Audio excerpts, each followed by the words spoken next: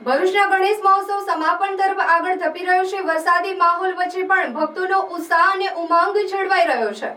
ભક્તિસભર માહોલમાં ભરૂચ શહેર સહિત ગ્રામ્ય વિસ્તારમાં ગણેશ મહોત્સવમાં સંધ્યા આરતી, અન્નકૂટ જેવા વિવિધ ધાર્મિક કાર્યક્રમોના આયોજનો ગણેશ મહોત્સવમાં આયોજકો દ્વારા થઈ રહ્યા છે, જેમાં રાજકીય અગ્રણીઓ સહિત વિવિધ આગેવાનો ઉપસ્થિત રહી શ્રીજી ભક્તિમાં લીન થઈ રહ્યા છે। ભરૂચમાં વિવિધ સ્થળે બિરાજમાન શ્રીજીની ઝલક પ્રસ્તુત છે।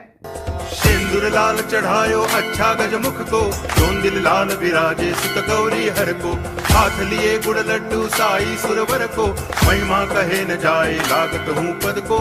जय देव जय देव जय जय जी गणराज विद्या सुखदाता, धन्य तुम्हारो दर्शन मेरा मन रमता।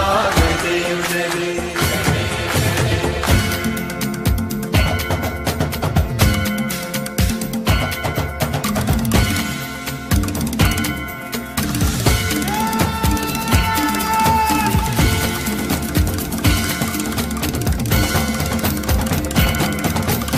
भाव भगति से कोई शरणागत आवे, संतति संपत्ति सब ही भरपूर पावे।